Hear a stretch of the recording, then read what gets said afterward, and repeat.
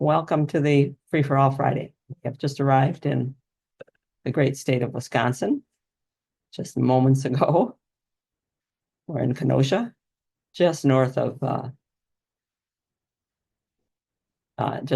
where the original Renaissance Festival started in Bristol.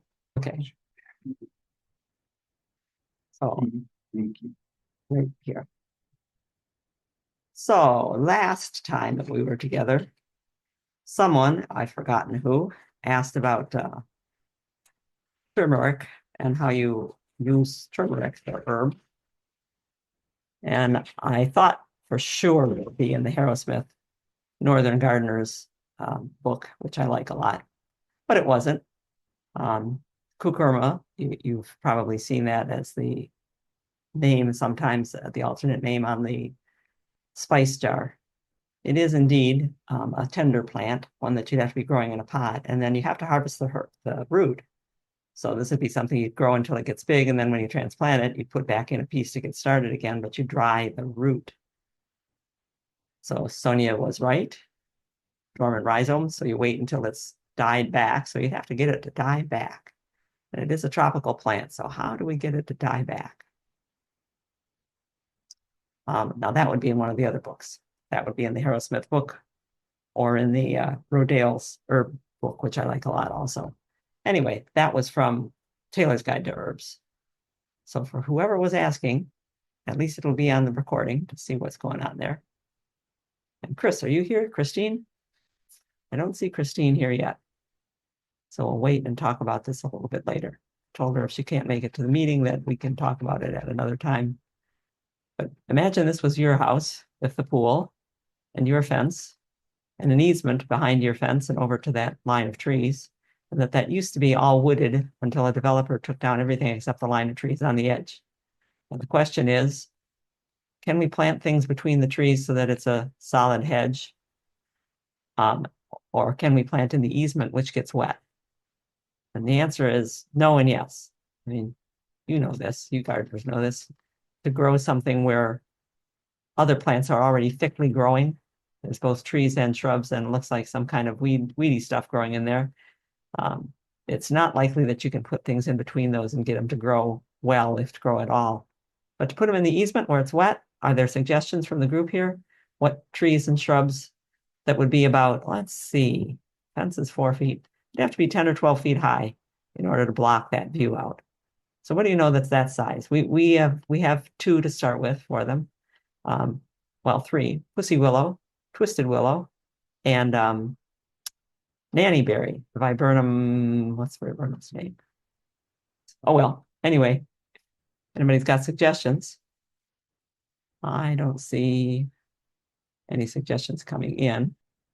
We're looking for suggestions for what Christine can plant, perhaps in the easement between the fence and that ugly line of trees that used to be a dense wooded area that would help screen that out. And nannyberry viburnum is one that I'm thinking of, and I've lost the botanical name in my head right now.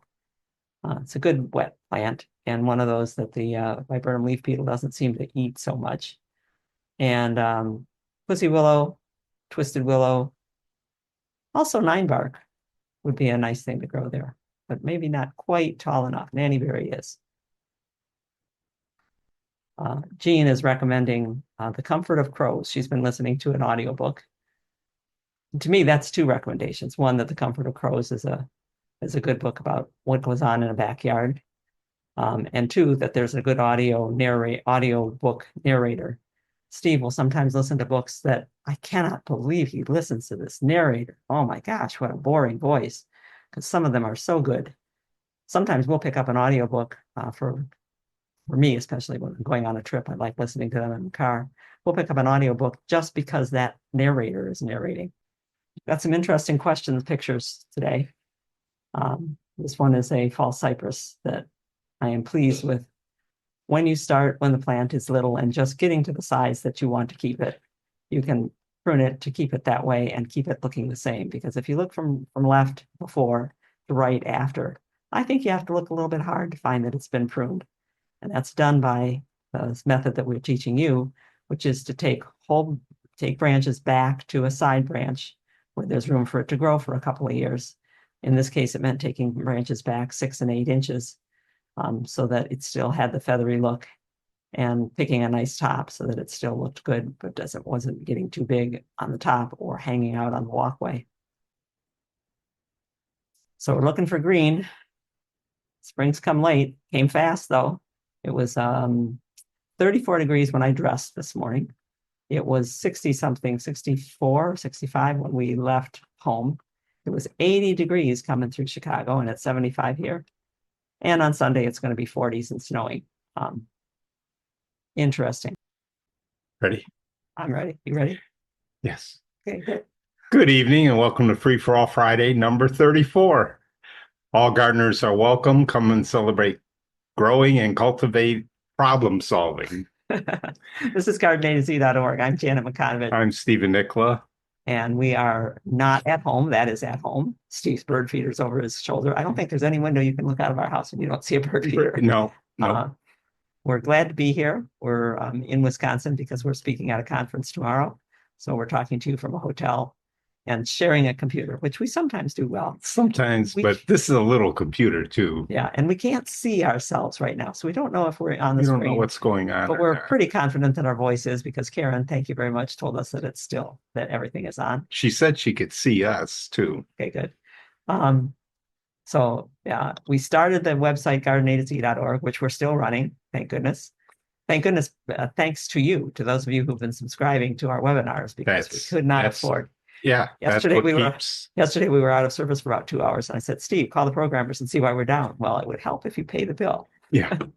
And those bills they're kind of hefty for a year's hosting. So we started it in 20. Server.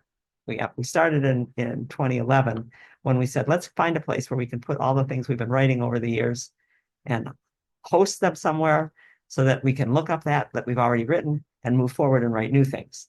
We're still working on gathering things up to put in there, but we've got thousands of articles in there already. And we started the Free for All Fridays last year sometime, 34 Fridays ago. 34 Fridays minus our webinars, because we don't do Fridays on the week. We do a Saturday morning webinar. And we started that because we're question junkies. We'd like to hear from people about what's going on. We learn a lot then. Yeah, we learn a lot.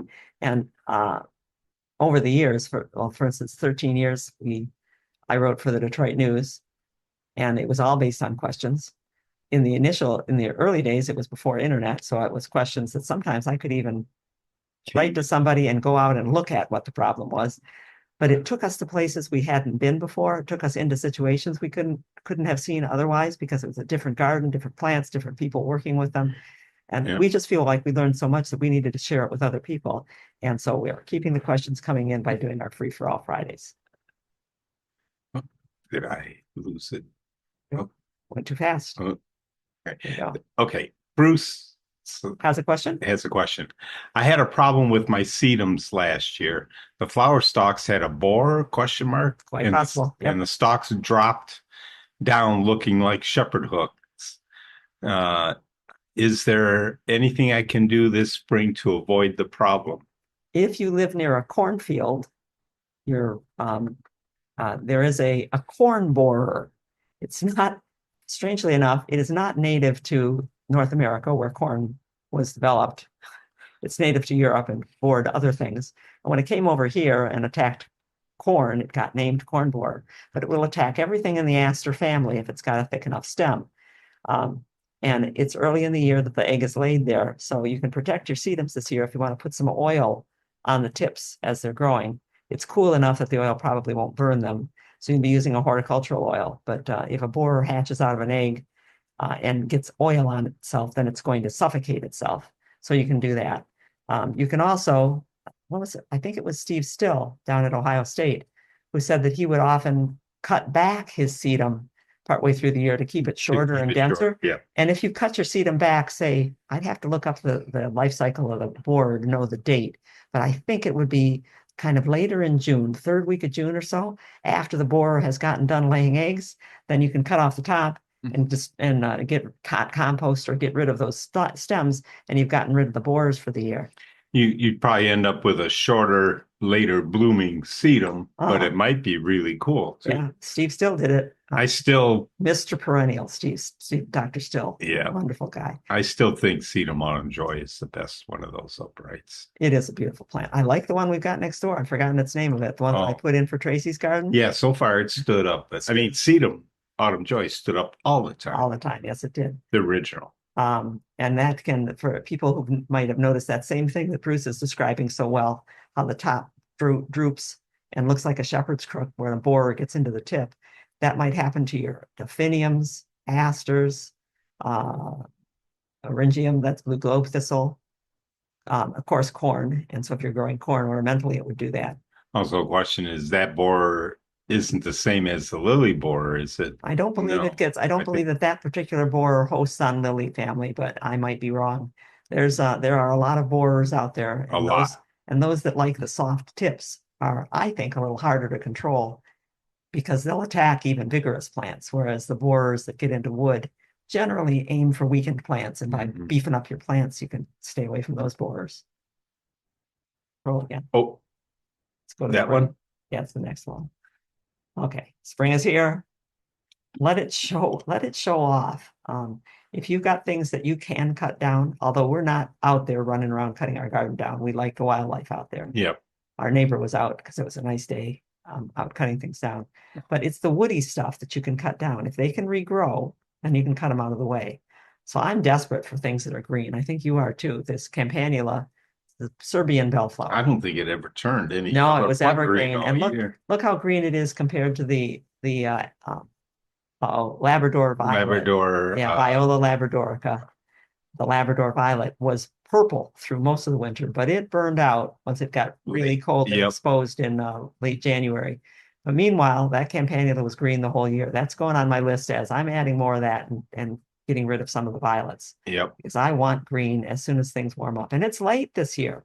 So far, our spring it's definitely come in late, almost 2 weeks late. We just got the red-winged blackbird males showed Mhm. up just this week.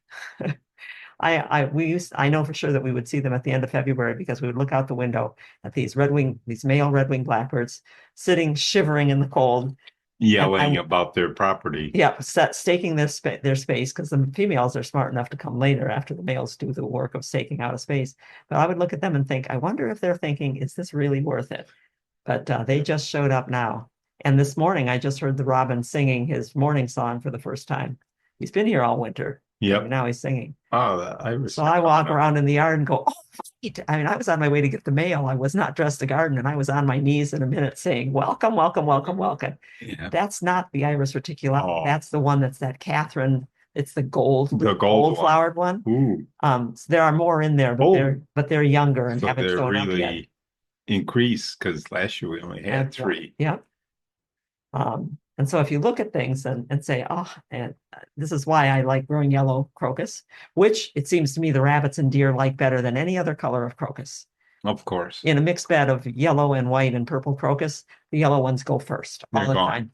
But I love having the yellow. We've heard that from numerous people too, not just us. I love having the yellow because it's so bright and it attracts your attention. And look at that one. It's coming up right through a thick veronica. Yeah. And through a rug juniper. Now, tell me why you're worried about leaving the leaves on the garden when these plants can make their way through the crown of something much thicker and mulch, leaves, a plant. Yeah, stop worrying about the leaves. At the Waterford Library this week, we were working on the gardens and just cutting down the things we'd left up for the winter and taking out our winter decorations. And several people asked, so what are we doing about the leaves? I said, we're leaving the leaves. And a minute later, Danny was saying, oh, but couldn't I just take some of them out? I said, no, leave them. In a few weeks, you won't even notice that they're there. Gail sent, just to tease us and make me envious, that her Aranthus winter aconite is blooming. And that's another bright. Well, it's in a cheaty spot. See, it's right next to cement.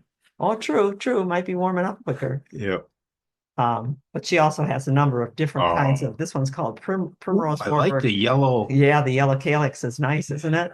She said that stands out from a great distance that you can see that yellow. She has many dozens of types of galanthus, and she'll probably correct me because she told me the number and I've forgotten what it is. It might be even more than that.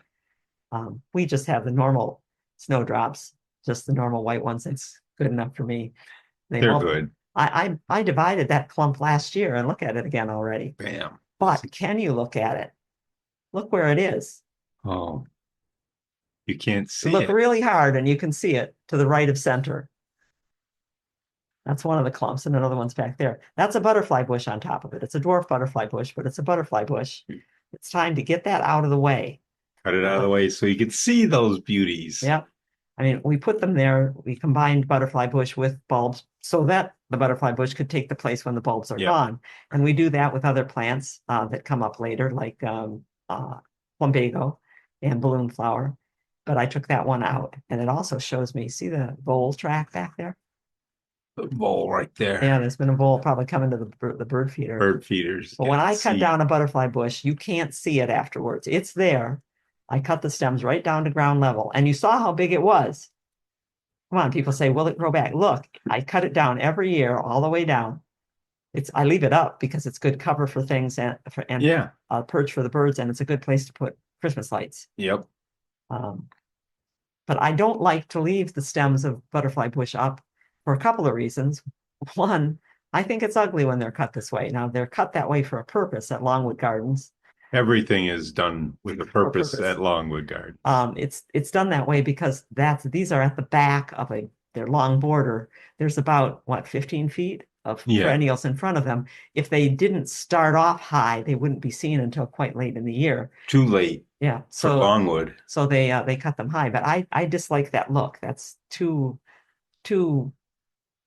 honeysuckle, and it's a honeysuckle family. Well, it's too much like an old hoary honeysuckle to me. Butterfly bush to me is more vase shaped and rounder at the top. They're encouraging the growth to go straight up, and it's not so twiggy. Not so twiggy. So I like seeing these guys instead. Yeah. Arena is asking, can you cut butterfly bush now? Yes. I just did this. She just did that. Yep. Just did that yesterday.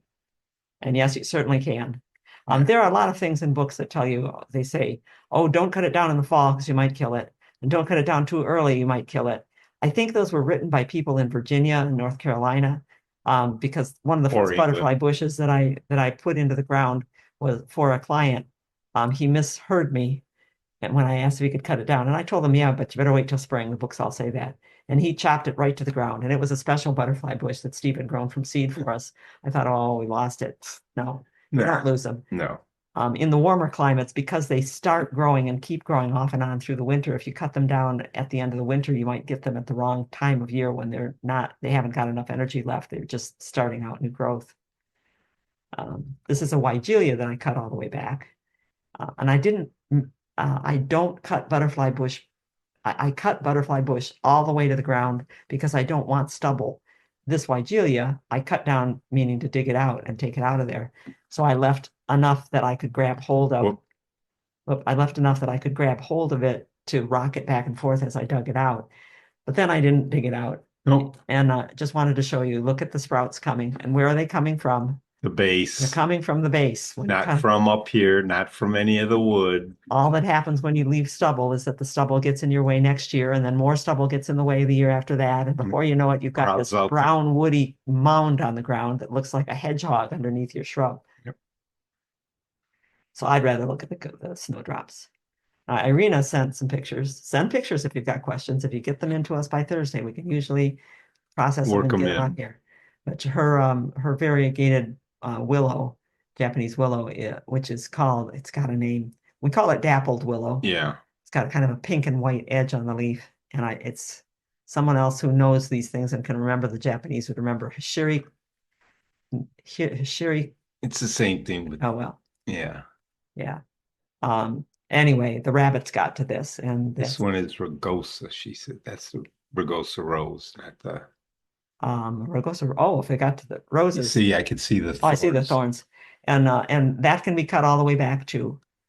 And I would, because look, you see it's gone almost all the way around the branch. It's totally girdled. And so little cambium left that chances are that that twig is going to pass away. The thing about a rugosa rose or one of the other old shrub roses is that they bloom on 2-year-old wood. So it's unlikely that you'll get bloom this year from anything that you cut all the way back, but you will get vigorous new growth. You can train it well. We'll show you a little bit later. We've got rose pruning pictures for you, but The willow can definitely be cut back. Yeah. We've been encouraging, Don't worry about the willow. we planted them as a screen for Steve's brother and said every couple of years you need to prune back.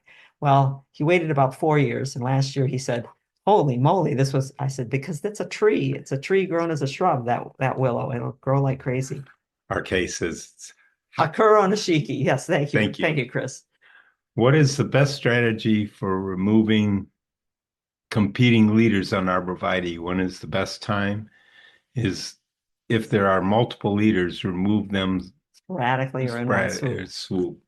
I think we've got a picture in here today somewhere.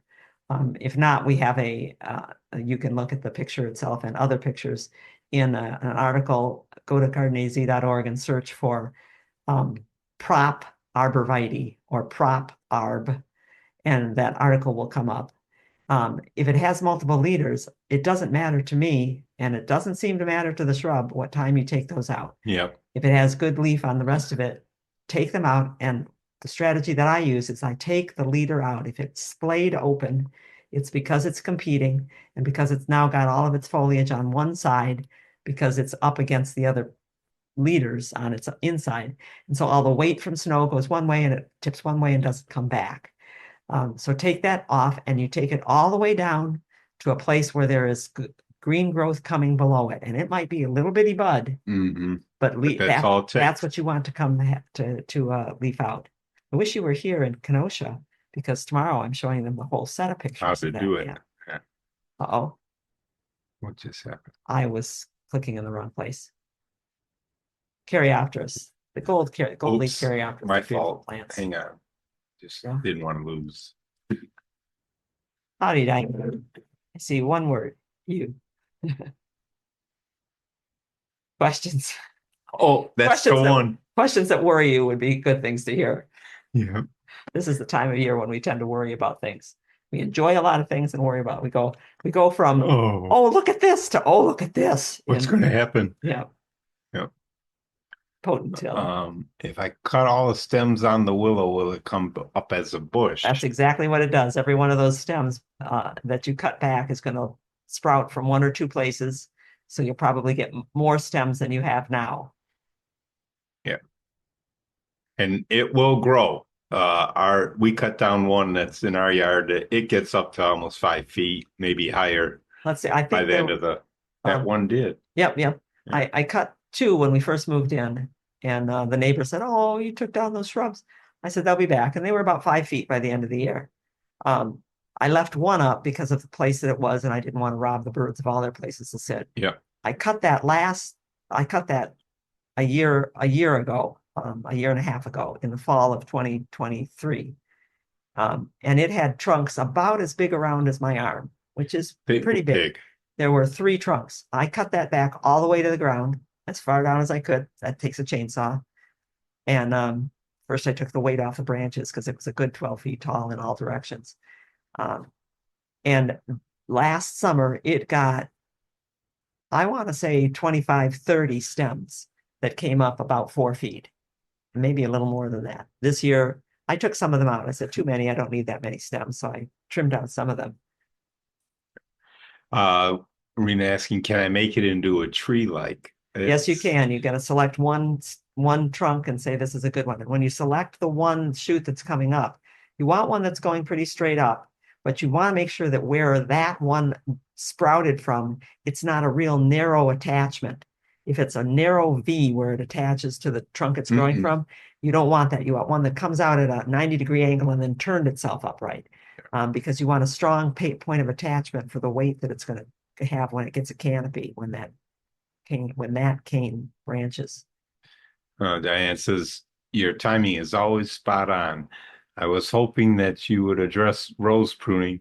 Every year I'm sketchy on what the cues are to know when to prune.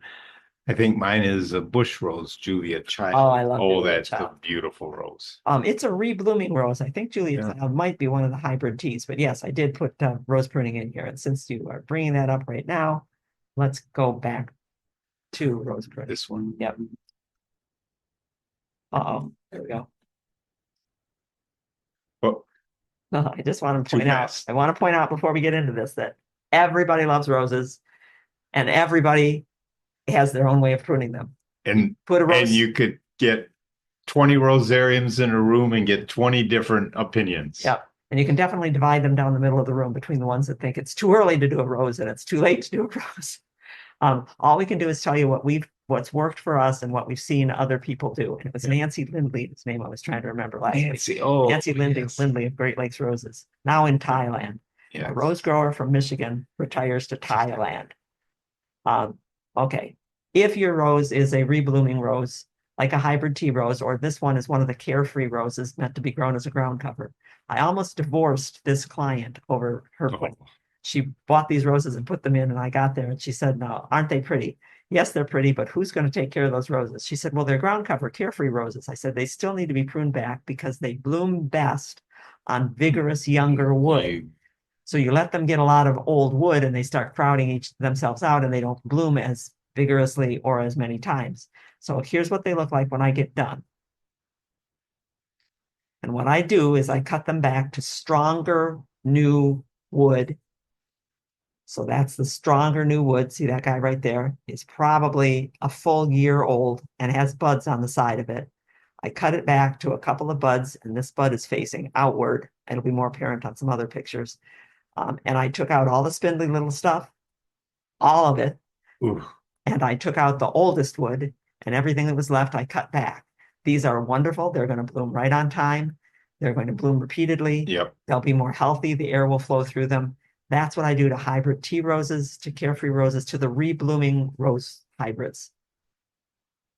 To climbing roses, this is a miniature rose called Red Cascade. It's one of my favorites of the beautiful roses. Little flower. Yeah, it's miniature because it has a little flower and little leaves. It's not miniature because it's small in stature.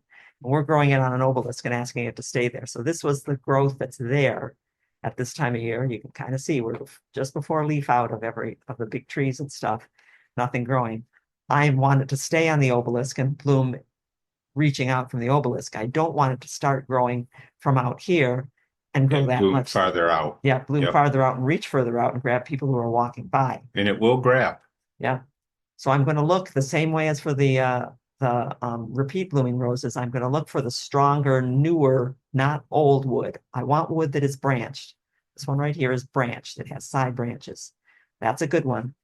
But is it well placed? No. As a climbing rose, I want it to be in the obelisk, and preferably I want to see it bent to the horizontal. I want to see it spiraling around the obelisk. I'll explain that a little bit later, rather than going straight up and out.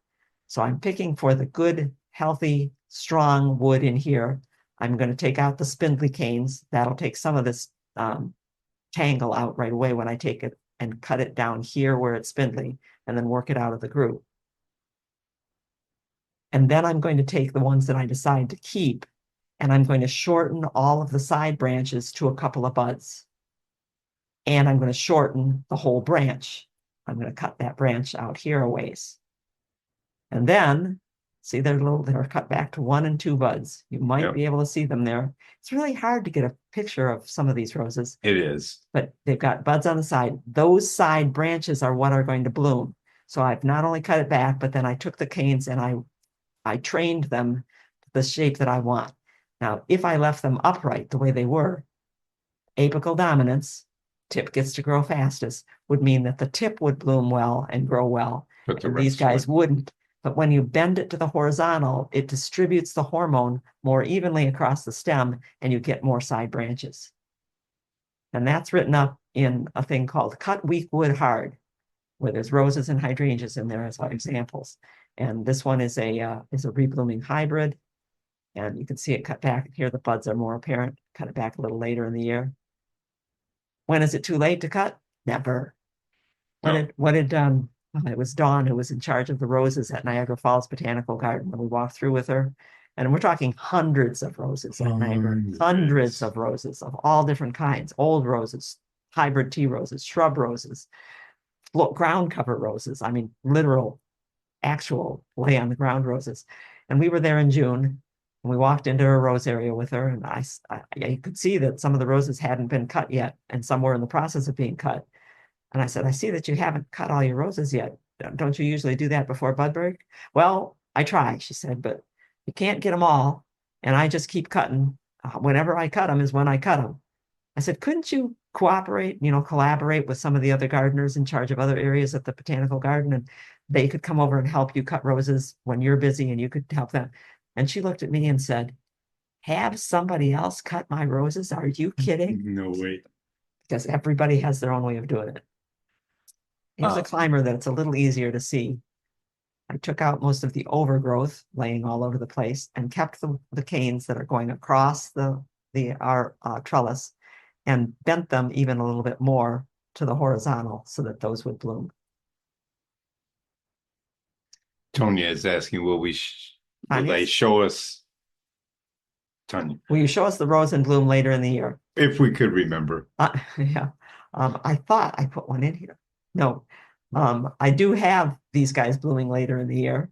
And you'll find that even later in the year, this one, not the other one that I will show you, this one blooms really well, but you have to keep cutting the overgrowth because it just keeps growing like crazy from the bottom. And all of those green leaves without flowers on them can hide the picture. Yep. So it's pretty, but it needs to be pruned continuously through the year. The one that I want to show you is one of the Explorer roses, the Canadian developed Explorer roses. What's the name of that?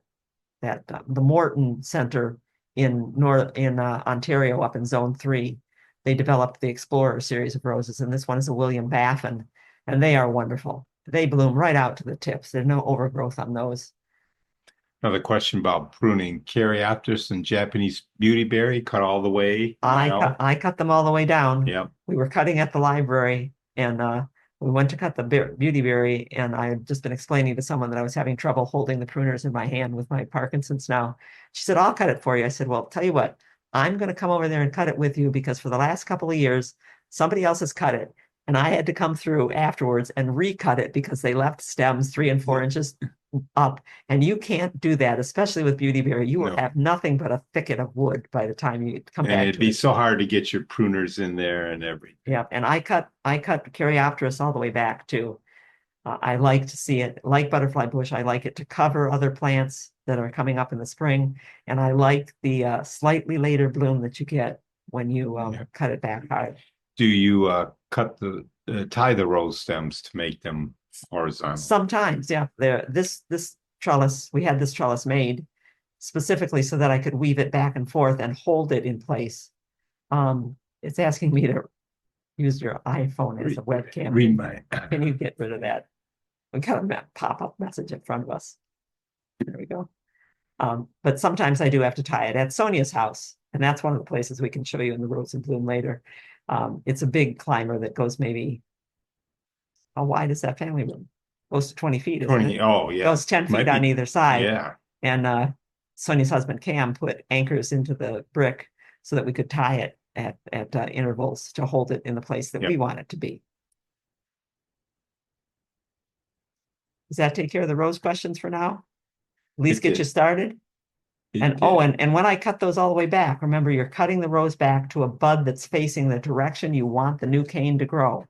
Don't cut them back to a bud that faces inside against another stem, because then you're just going to end up with more of a tangle. Remember that top bud grows best, and you want a nice top healthy bud and wood that has a white clean center on it. Yes, no staining, no color in there. And cognizant of borers, since we were just talking about them, some rosarians, I'm not one of them because I'm maybe too lazy, take a bottle of Elmer's glue with them, and as they cut the stem, they put a drop of Elmer's glue on the cut end in order to deter the rose borers that can get in. It doesn't deter them. I mean, they can chew their way through Elmer's glue. It keeps the rose cane from emitting so much scent, because that's what attracts the rose cane borer. If some roses died back in this winter, is it okay to cut them all the way now? Sure. What if it has a hard freeze again? Then they'll lose some foliage, but that's about it. It might lose some foliage. The new tip might die back, but that's where talking to people like Nancy Lindley was good for us. Nancy Lindley ran Great Lakes Roses and had acres of roses, acres. And she cut back starting from when she could walk in the field. when I can walk, when it's safe to walk in the field, I start cutting because you can't let that stuff get looking bad and still sell it. So Yeah. yes, go ahead and cut. Cut. I know there are books out there that say wait until the forsythia blooms. If you've got one rose, maybe you can do that. But But by then, sometimes the rose is already pushing out, and you're there on your knees going, "Oh, I can't cut it. It's growing so nicely." I still like Christopher Lloyd. The time to do something in the garden is when you think of it. Exactly, because when you think of it, you can do it. If you think you're going to do it in June, chances are real good that something's going to happen and keep you away until, like us, we were out there saying, why didn't we do this in the fall? Mm-hmm. Or like Kurt Pickens, one of our first clients, who said to me, why didn't we do this in the fall when we were younger and in better shape? Yep. I tell you, that's a great, great saying. And I kept some of the pictures from last week because they were so nice. Well, thank you. What about winter that can leave depressions? Don't bury depressions. They will cause later trouble. They need uplifting. And we're talking about these kind of depressions where some yahoo with a snowmobile rode across 4 or 5 lawns in our neighborhood on one of those days when there's snow. And one of the guys is one of those that their lawn. This particular person isn't, but one of the others, the lawn is a he's lawn. Going to have conniption fit. And they went back and forth, and you could see where they were the grooves. Yeah. And this is on top of the 6 inches of snow that we had. That's right. I mean, even through the snow.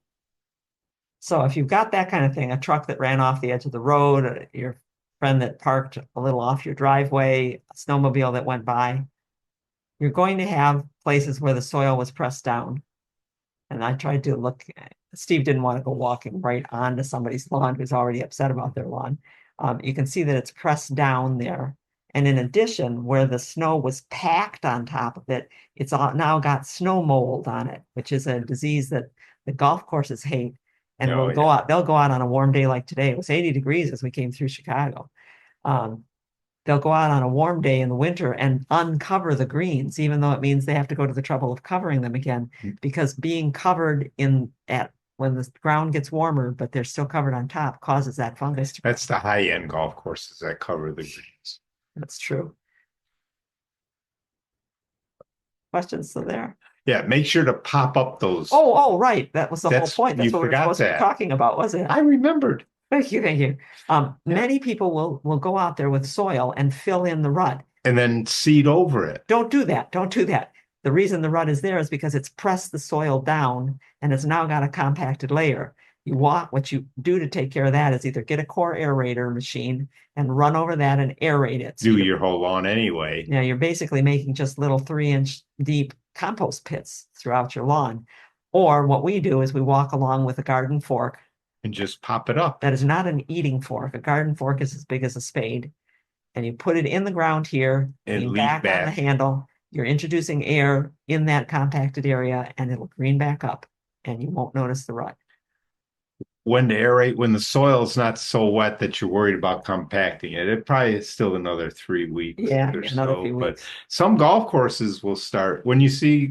If you drive by golf courses, if you see them out aerating it, you could aerate. At Virginia's, we could aerate because it was such sandy soil. It was dry. We could work. We could aerate our yard probably, but there were places in Bloomfield Hills where we couldn't work until May. It was too wet. It was too compacted and wet. Yeah, those core aerators are heavier than you think, too. The good ones, the ones that actually pop out the cores, not have a spike drive in and make a hole. You have to have a hollow tube go in and pop those cores out to do it right. Ditto for the Jerry Baker aerating shoes. Those are spikes, and then they're going to compact the sides of the hole that they make. A core aerator pulls a core out, and if you do it well, your grass looks brown when you get done because there's all these brown cores sitting there that are going to dry out and crumble up afterwards. I mean, you want to hear people complain, go to a golf course after they core aerated the greens. But you have to do it because in a week they're going to be saying, man, those greens are nice. Yep, they are definitely going to be nicer. We rent a core aerator from a rental company near us and borrow a friend's truck and drag it home because it comes on a little trailer. They're good sized machinery. And doubtless when we bring it home, 4 or 5 neighbors are going to say, could we do my yard too? And we end up splitting the cost with 4 or 5 people. and it works. Yeah, works well. Or aerating. It's Yeah, so pop up those, nice of you to what do you remember call what them? the point was that we put this in for. Would have been hard to Yeah, it's what you edit the want. video without that. What you want is nice, loose, crumbly soil. Yep. Look at this, Steve.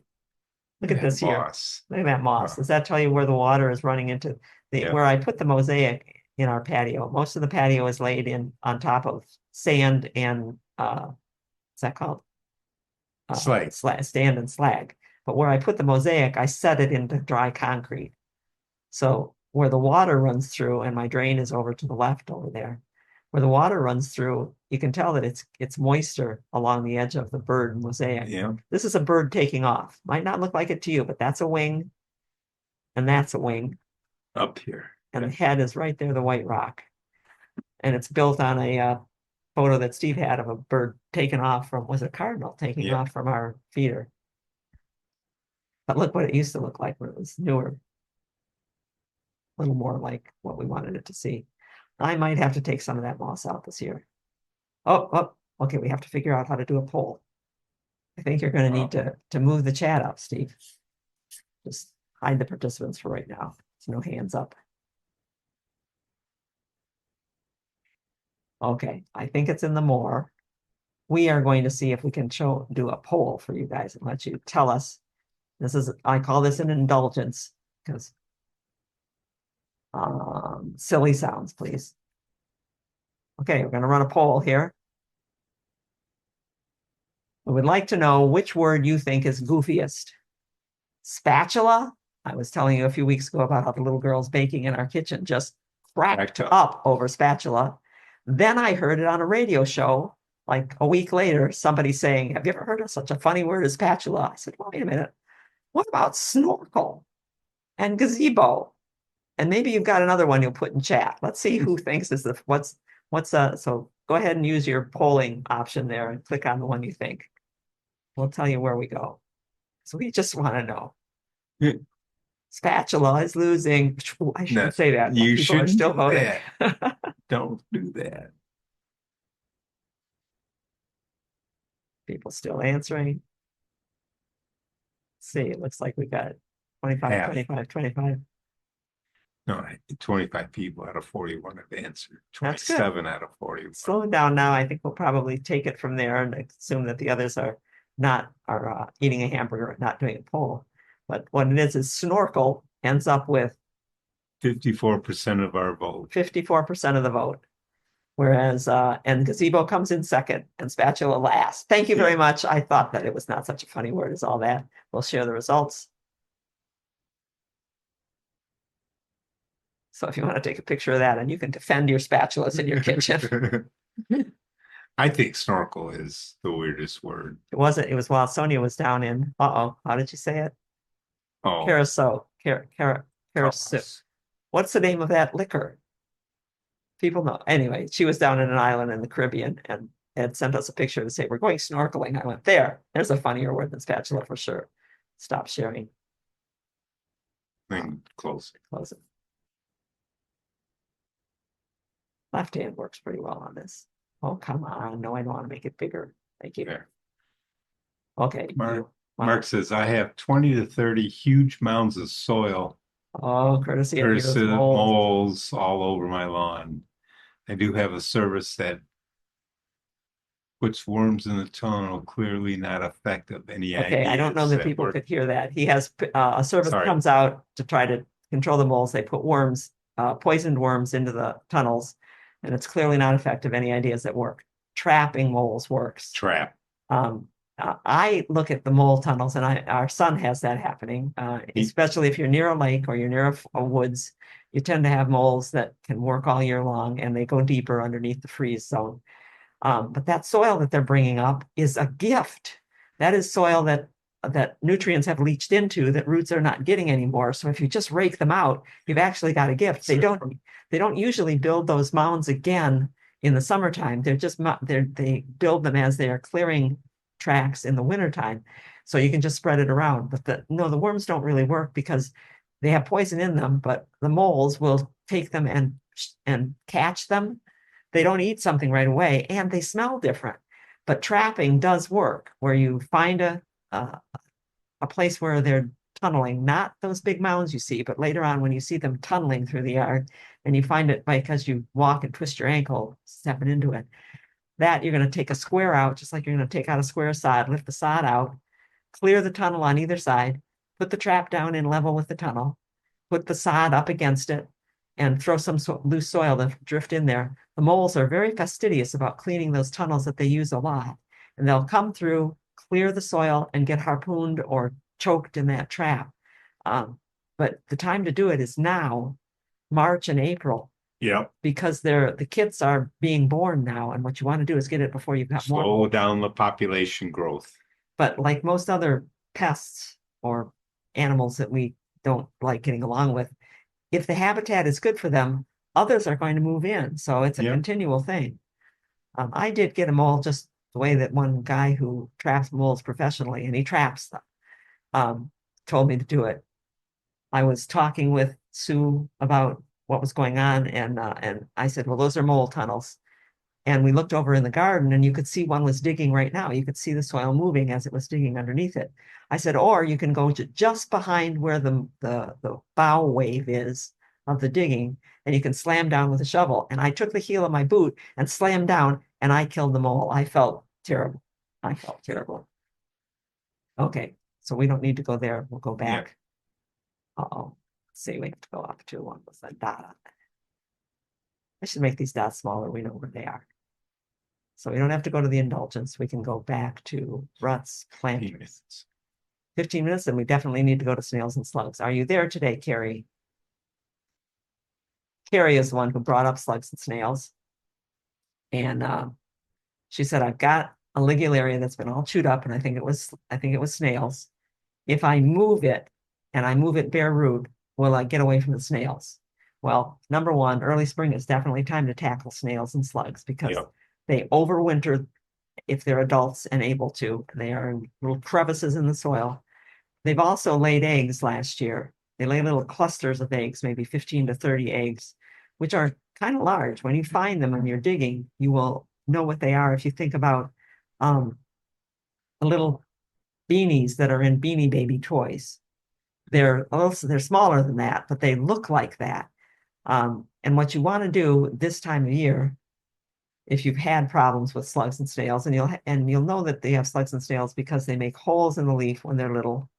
They sit underneath the leaf and they rasp with their tiny little teeth and make a hole. As they get bigger, they enlarge the holes.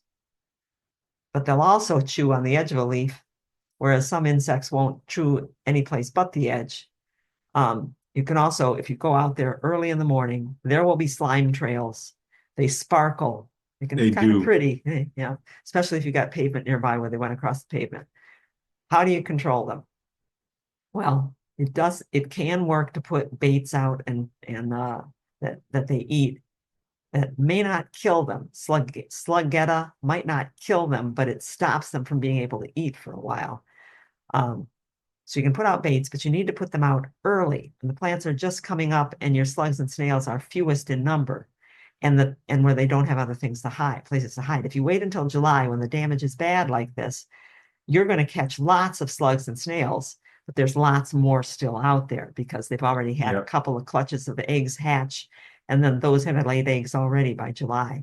So in April, you want to put out your traps or your baits, whatever that is, and you want to put them out where they are the only food for or the only shelter for the snails and slugs. I looked up in my lilac hedge when we first moved into our old house. I looked up in the hedge and there were snails in the lilac. I said to Steve, there's snails in the lilac. I didn't know snails. Yep, they do. Early in the year, right about now, they're climbing up and down last year's stems, eating fungus spores. So they may be helpful in some ways. Those are the snails that we had, the European brown-lipped snail. And what this time of year, your easiest trap is wet newspaper. This is a whole section of newspaper. I have raked away the mulch because we want to make sure that there's very few places to hide. And the plants are not up yet or are just coming up. You wet the newspaper. Jim and June Wilkins, who had huge acres of hosta garden, south of Lansing, near Jackson. I've forgotten the name of the town. Probably they're still there. They would roll up the section of newspaper and put a bunch of sections of newspaper into a 5-gallon bucket of water to make sure that they were wet all the way through. I found that even dry newspaper works, but they said wet newspaper works better. Put the section down in the morning, come back at 4 in the afternoon, or in the evening if you want to, but better before it gets dark. Turn that paper over and go, ew, Because there'll there's be going to slugs be on a it. lot of them on the bottom. And you can just grab the corner of the newspaper and rip that sheet off, leave it there for tomorrow, flip it over again. You do that for a week or 10 days in April, you clear out most of the ones that You are will gonna be- definitely slow down. Yeah. So it's not likely, by the way, Carrie, if you move that legal area in your yard, which is going to be what, 50 feet away, it's not likely that they won't find it. Everything you wanted to know about slugs. Is that what the name of it is? I think so. I think it's The called book. it. Yeah. The book, Everything You Want to Know About Slugs, which was from Story Publications and is still out there, but it's called one of the Country Wisdom Bulletins. Indicates that the studies that Darwin did, because he was real interested in slugs and snails, is that they can crawl if conditions are okay, like overcast and moist. A slug can crawl 80 feet a day. A snail, protected from the sun and from the dry, can do that any day. And we were real good with snails because we had, like I said, they were in our lilacs, and We had a lot of them. we had a lot of them. Yeah, we were on an old creek bed, probably in a farm area, and they'd come in from Europe. And when our neighborhood was built, one of the neighbors told me, "Oh, sure, we've got snails." When they built the neighborhood, I remember there was a big rain, and everybody had just seeded their lawn, and everything came running downhill to here. And I had to hire a man with she called it a steam shovel, with a little backhoe to take out 6 inches deep of snails that ended up down in our area. So when the extension agent not the extension agent, the Michigan Department of Agriculture inspector who inspected our garden, because we sold plants when we were inspected, she said, "Do you want to be one of the test places for the some of the molluscicides to use on the snails?" Oh, no. I said, "No." I said, "Number one, we don't use stuff like that. We trap them. And number two, if I killed my snails, they would just run into our yard from every place else. Look at the habitat. Look at all of this cover that they've got here." Yep. Yeah.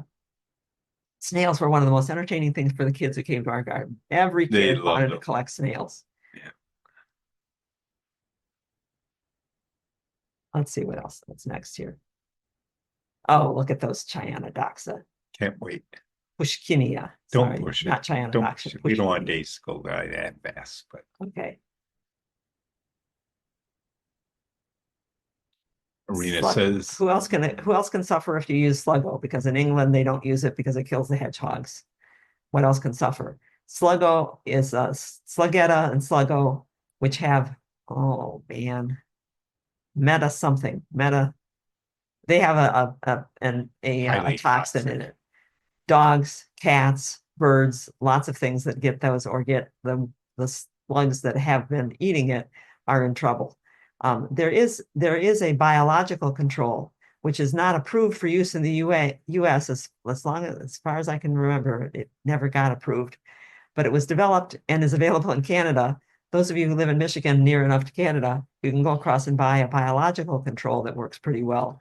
It's something that infects the slugs and the mollusks, but not the other critters out there. Michelle says, toads. Toads are good. Chipmunks. Ducks are good. The ducks yes. at the Detroit Zoo would chase each other if one got a slug. They'd come in and chickens are good, especially chickens are what did very that good. say? The little bantam chickens, because they were light enough to jump straight up in the air and pluck it off of the stem of a hosta. Chickens are good. Earwigs are good. Earwigs are predators of the young slugs as they hatch out. Wild Type Nursery has chickens go around to control things. What time of day do you harvest the slugs? Preferably you harvest the slugs in the afternoon before it gets dark, because by the time set the paper out in the morning. Yeah, and then you want to flip it over at the end of what is the daytime, because as they get into the night, they don't need the cover anymore and can go crawling out toward whatever plants are coming up. Thank you for asking. Talking fast today. Sitting in a car going through Chicago traffic, it makes me hyper. Thank goodness for Stephen driving, because I would kill somebody in Chicago. Not as bad as Boston. Yeah, last time we came to Milwaukee, we went all the way up to the Upper Peninsula and And came back. across Yeah. town rather than go through the Chicago traffic. Oh, wanted to tell you, and this was prompted by Diane. Thank you, Diane's question last week about looking for particular color. We've got a library of color, and I probably nobody knows that it's there except for Michelle, who's fallen down the rabbit hole of our website a couple of times. If you go to Garden A to Z and About Us,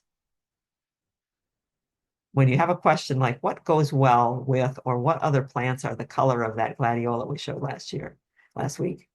And I thought after we finished with the Free4All Friday, I thought, well, there are dianthus that color. Yep. They're very wonderful dianthus that color. And there's at least one of the Tigridia, I think it's called Tigridia.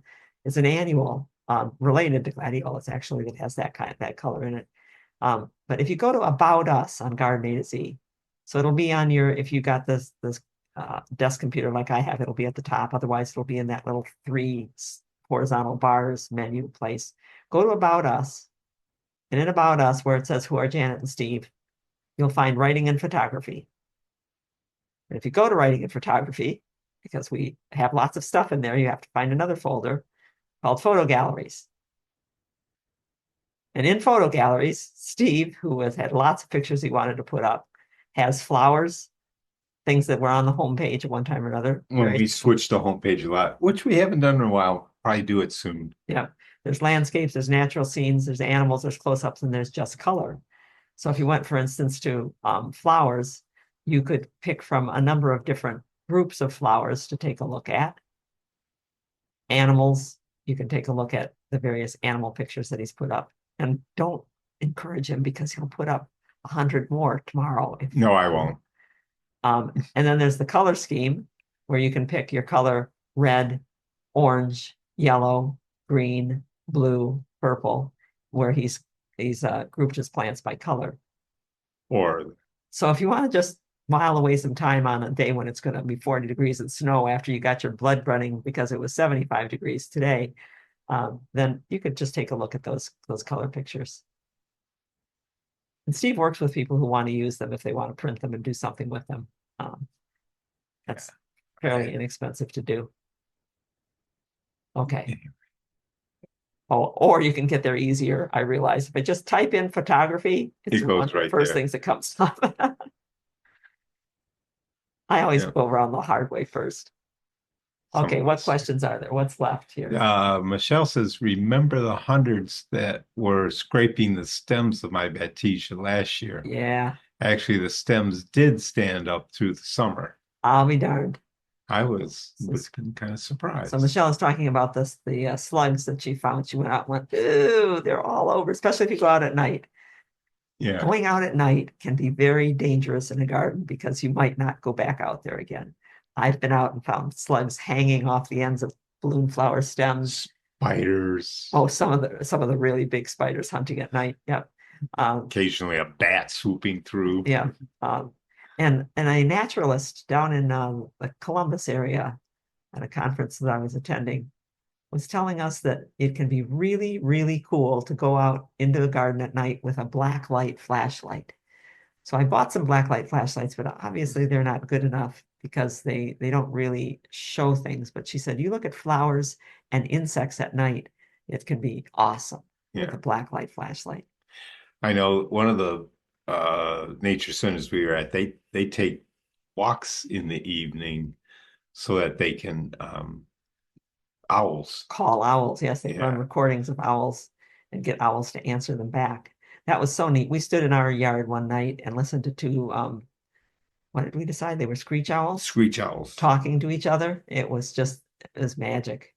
One swooped over Steve's head one time and he came in with his eyes as big as saucers going up. An owl just swooped over my head. And I'm pretty sure that was a great horn because it was huge. Well, those wings, with the wing prints I saw in the snow that one day. Yeah. Where the vole track disappeared. Those were big wings.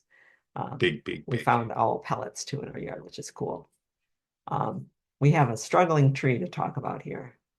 Uh-oh. Not even 5 minutes. Not even 5 minutes. But I think that this answer will. There's so many ways that new trees can struggle, so many problems they can have, but there's often just one big underlying problem. The roots. And I think that might be what's going on here. It's a double problem. Irina has a Kusa dogwood that she planted here. She says it's too close to the pine, but it's kind of not enough room in my yard for all the things I want. Does that sound like a That sounds common thing? familiar. She said a couple of years ago, I put it in a couple of years ago, and last year a branch from the pine fell on it and snapped off the main trunk. So there's a snap off. That, by the way, is a pretty cool connector. But don't leave it on for too long. When these things grow, they can girdle themselves and Yep. get on connectors like that. Quickly. And don't stake everything so tight that it can't move. It's got the tree has to move to build up strength. Yeah, the more that It's it like moves, our muscles. We can't just sit. yeah, We have to move the and do cell things. walls get stronger as the tree moves in the wind. The cell walls get cracks in them and seal themselves over with more cellulose. I can't Whichever remember one. which one it is, and they get stronger like layered fiberglass. So how big was it when it was put in? It was $35, so it was probably It about was a 4 feet. 3-gallon pot. She asked, can it grow over the damage? There's where the trunk split off and ripped down. It's It will. trying, Irina. It's already got a layer of callus there, but I don't know that it's going to do that unless it's growing really vigorously. And you would be able to tell us that by how much it's grown since you put it in. I would expect about minimum 8 inches of growth out the end of each branch of each main branch, 8 inches of new growth every year. If you're not getting that much growth, and I suspect you're not on this one, then the chances are that it's not growing well enough to seal that over. And you might have to cut it back further. Also, this cut right here won't ever heal right. Right. And that's a spot for rot to get in. Right. The leader will never heal right. So you need a lower branch to get started again. She said it didn't grow at all last summer. Yeah, and I think your problem is not that it broke, but she said she got 2, and here's another one right here. Yep. With the tube around it. I asked her and she sent me a second picture. I said, send me a picture of what it looks like where the trunk goes into the ground. Okay, I want to know from those of you who've been listening to us for a while, what's wrong here?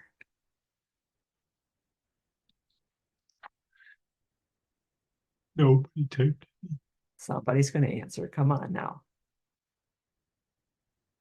Don't be afraid. Here's the graft, I think. See those rolled? I suspect it is. I suspect that that's the graft. So here's the Kusa dogwood that we want, and here's the roots that were grown first. Can you see that there's a bit of a flare here and a bit of a flare here? But what do you see over here? I am pretty sure that those dogwoods were too long in the pot for the size that they were, never had their roots trimmed, and there is a root wrapped around and girdling the roots of both of these kusas, keeping them from growing. We've seen in the last 20 years, 100% of the kusas that went in not being able to make it. Yep. And chances are it is too deep too. If it's only been in two years, Irina, I would dig that kusa up now. I would rinse the soil off the roots, and if they are wrapped tight around each other, I would cut those that I couldn't bend out, and I would bend out those that I could, even if I had to peg them in place in the ground so that they can actually grow and support the plant's growth. They need to be able to. It's amazing what these trees survive when you worry about their roots. Suspect this isn't working. We might go out of power here in just a minute, so we won't be running over today. It's 7:01. Yeah. Oh, thank you. No, we're not going to go out of power. Yeah, now I would do it right now. I would do it now. Dig it up, take it into your garage where you can work comfortably, and rinse off those roots and take a look. It's not growing well. It's not performing well. Can't really. The only worst thing you could do is kill it, and so what? Then you learn something. Yeah. And anyway. Diane says she's glad we brought up staking because trees need to move in the wind to build tensile strength. And even staked, they should be able to move. We make the stakes loose. Oh, yeah. We'll put the stake on the upwind side so that if the wind blows really hard, it won't blow the tree over. But the tree can still move side to side and toward the wind. Yep. Staking also needs to come off ASAP and never more than a year. Never more than a year. You shouldn't need it. Look at it. It was standing up in the pot. It was standing up in the ball. We don't stake. We've staked one tree that I remember for sure. Because I took all of the soil off of its roots and it didn't have much soil. And it was on a slope. And then I staked it with a crutch. I cut a branch off of another tree, that had a Y top on it so that I could just put a crutch underneath the downwind side so the wind wouldn't blow it over. Thank you so much, Diane. Diane's worked with her tree group. Oh, I just thought I'd say, take a look at some trees that sucker naturally. This is a linden, and they are known to sucker. They are known to create whole forests, Yep. suckering off of their roots. But look at this baby. And those are all new lindens. Remember how beautiful it was looking at that oak that did it? Oh, yeah. And the oak didn't sucker from its trunk. Oaks are a little smarter than that. They sucker off the roots just outside the main branches. Yep. So here was a mighty old oak. She was beautiful, just gorgeous, Mama Oak. And all the babies. And all the baby oaks coming up in a ring around her. It was beautiful to look at. Beeches do the same thing. And they eventually become a grove. Yeah. Okay, I think we're probably going to sign off here. Let's see. Go to the end. I think I've got something about I wanted to go season 6, just quick. you need to go to the number. We have season 6 coming up. We're really Thank you all who have supported us in the past. Thank you, thank you, thank you. and those people who've sent us emails to say they're in for season 6. We're very excited about it because we decided this season we want to have more people on with us since you guys are not into talking too much. So we're starting out on April 12th with lesser known native plants for the landscape with our wonderful friend Pierre Bennerup, who's internationally known and with good cause. Yeah. He is a wonderful plant person. We'll take easy on the environment, and we've been looking into permeable pavement and other things to help environmentally. We have Richard Hawk coming from Chicago Botanic Garden. Hockey, sorry. Hockey. From Chicago Botanic Garden. He runs the plant evaluation program that we've used for 30 years, and he is a delight too. Then there's crowd pleasers in the High Summer Garden with Barry Burton, who's a hoot. You've heard from him last year. Yep. Then back with lawn substitutes with Pierre, who wanted to do 3 or 4 for us. I said, Yeah. no, we got other people. We'll do Forgotten Fall Places with George Papadallis, who is nationally known as George, that crazy guy from Troy, Michigan. Troy, Michigan, yep. We're interviewing people, the experts. We consider ourselves up there, but not like these guys No. who've been working with roots and growers. We forgot Jennifer. Oh, we forgot Jennifer, Jennifer Brennan, who is she's George for the north part of Chicago. Yep. Crazy person. She's going to talk about container plantings for the fall and winter. Then we have Kids in Nature with a environmental scientist named Lauren Postal, who we met through hockey. Yep. So we have people who've been all over the world, like David Mitchell, who's going to talk about China, and I don't know. We'll still be there occasionally. We're working with him on the summer for what things he's going to do. And we'll end up with pruning and shaping plants and planting a tree with Marvin Fetway. So now we can. Okay, so now you can head for the end, which will be there. Hi, Pierre. That's Pierre. Yeah. Okay. So that's it for this Free for All Friday. Thank you very much for being here. And those of you who've sent questions that we haven't gotten to yet, we email back to you, and we keep things for next week too, because there's always something. Diane said we're spot on our timing. We're glad we picked something that was good for right now, but we got 6 others that we rarely do cover every topic in a Free for All Friday, much less the webinars. So many things. And you are all welcome. Thank you all for. That's right. Arena will get Pierre Willow too. Talk to you later. Everybody have a great day and a great weekend.